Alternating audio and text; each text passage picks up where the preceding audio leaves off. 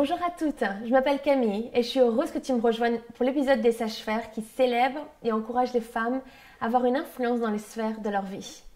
Si tu n'es toujours pas inscrite pour recevoir les vidéos, c'est tellement facile, tu peux tout simplement t'abonner sur la chaîne YouTube et aussi cliquer sur la cloche pour recevoir les notifications dès qu'il y a une nouvelle sortie afin de rien manquer. Alors aujourd'hui, je veux t'aider à surmonter la peur. Si tu penses à tes rêves, tes objectifs et les choses qui arrivent dans la vie que tu ne peux pas planifier, qui en gros te tombent dessus de nulle part, cela peut faire grandir des peurs en toi. Et c'est là qu'il faut apprendre à surmonter la peur.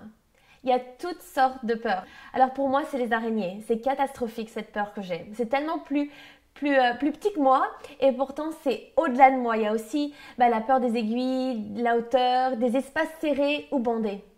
Et il arrive que la peur ne soit pas basée sur des faits réels. Il y a un vieux dicton qui dit « Les peurs sont des intérêts payés en avance sur quelque chose que tu ne risques de ne jamais posséder. » Elles ne sont pas toutes mauvaises, si tu penses par exemple aux animaux. Leur peur, ça les protège du danger. Mais le plus souvent, la peur, elle nous limite. Elle nous rend petites et elle nous empêche de vivre tout ce que le Seigneur a pour nous. Et c'est quelque chose de commun, on y fait toute face. Petite, j'avais cette peur atroce de devoir parler en public, que l'attention et les regards soient sur moi. Quand je devais parler devant toute la classe, j'avais la peur du regard des autres et je devenais rouge écarlate et c'était juste une agonie. Je détestais ça. Je me sentais tellement en dehors de ma zone de confiance.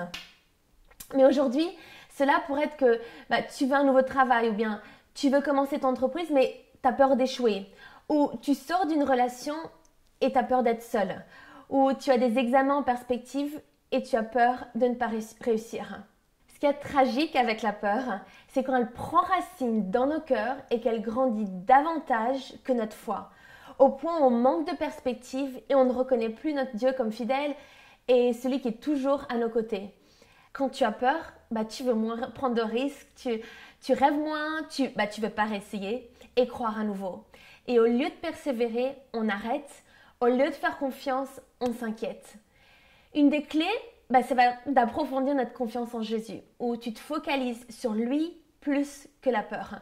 Quand tu as une mauvaise nouvelle qui peut amener plein de pensées négatives, tu focalises tes pensées sur ce que Dieu peut faire. Ce que j'ai découvert, c'est que la peur peut nous retenir d'avoir du succès dans les différentes sphères de nos vies, d'accomplir notre destinée. Cette peur, c'est comme une prison, elle nous renferme, elle nous empêche d'aller de l'avant. Et la parole de Dieu est sans cesse en train de nous rappeler de ne pas avoir peur et d'être libre de cette prison.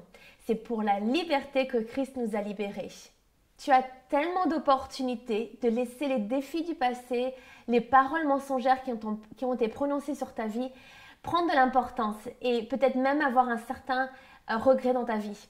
On cherche la validation des gens et la peur du regard et des pensées que les autres prennent sur nous.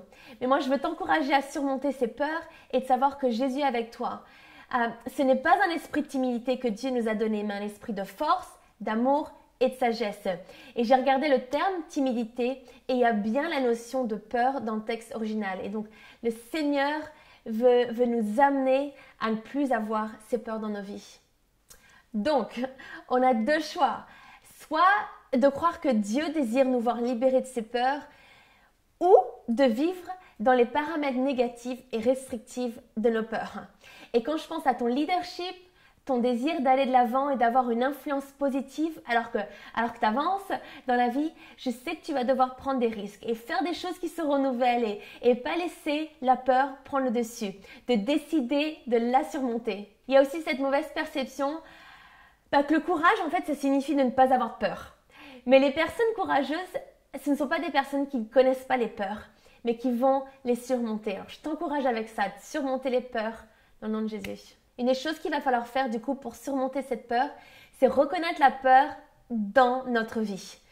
C'est ça en fait, tu commences par réaliser qu'il peut y avoir cette peur et du coup de la reconnaître. De pas juste éviter le sujet ou d'éviter ou de mettre de côté que cette peur, elle peut exister dans ta vie. L'autre chose que je t'encourage à faire, c'est de challenger la peur. Donc pour moi, en fait, ça va être de la verbaliser.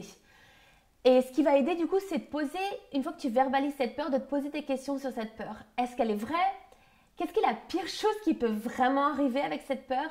Mais aussi, quelle est la meilleure chose qui peut m'arriver? Et donc, par exemple, pour ma vie, j'en parlais tout à l'heure, mais c'est cette peur du regard des autres. Et la pire chose, je me suis dit, donc la pire chose pour moi, c'était de me dire, ok, la pire chose serait que des personnes allaient me critiquer et pas aimer le fait que je me mette en avant et que je fasse quelque chose de différent. Mais après, j'ai commencé à me poser la question, mais quelle est la meilleure chose qui allait pouvoir m'arriver? Mais je me suis dit, ça allait pouvoir m'améliorer et réaliser que c'était pas aussi effrayant que ce que je pensais. Après, ça va être de remplacer cette peur par la vérité. Et ça, le seul et le merveilleux moyen, c'est au travers des promesses de Dieu qui contredisent la peur. Notamment, l'Éternel est ma lumière et mon salut, de qui aurais-je crainte? Il est le refuge de ma vie, de qui aurais-je peur?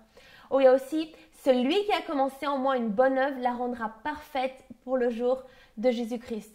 Dans toutes ces choses, je suis plus que vainqueur par celui qui m'aime. J'ai l'assurance que rien ne peut me séparer de son amour. Et alors que je commençais effectivement à méditer sur les promesses de Dieu, à me rappeler ce que le Seigneur, sa parole, ça m'aidait du coup à gérer cette peur dans ma vie. Une autre chose pour vraiment aider avec cette peur, c'est avoir un plan d'action et placer des buts.